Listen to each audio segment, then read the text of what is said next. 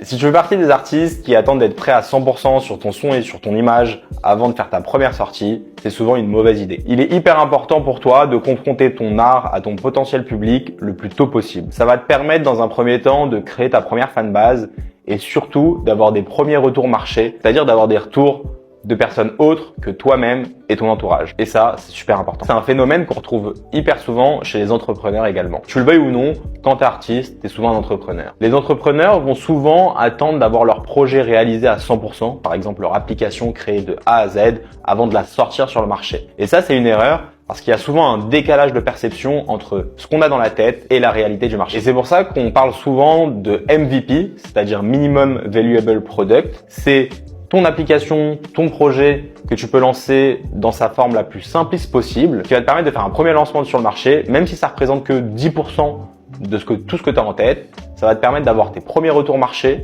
et de pouvoir construire les 90% qui restent en fonction de ce que tu as en tête, mais également de ce que tes premiers clients te disent. Et chez un artiste, ton MVP, ça va être ton single, ton EP, les capsules que tu peux sortir sur Instagram et toute autre sortie que tu peux faire qui vont certes pas être abouties comme tu le souhaites, mais qui vont te permettre de rendre plus abouti ton art et également construire ta première fanbase. Et c'est ce qu'on peut observer chez des artistes hyper aboutis comme Laylo ou SCH qui, avant d'avoir la DA qu'ils ont aujourd'hui, ont commencé par sortir des freestyles ou des singles qui étaient pas du tout aboutis comparé à ce qu'ils sont maintenant. Ça leur a permis d'être ce qu'ils sont aujourd'hui et également de construire leur première fanbase et donc de pouvoir drop des projets aboutis à un public. Et tu vas pouvoir supprimer tous tes anciens sons à partir du moment où tu auras atteint la DA que tu voulais. Et au pire des cas, tu auras peut-être certains sons qui vont refaire surface grâce à des fans un peu trop fidèles, mais c'est pas bien grave, ça te fera juste un peu de nostalgie.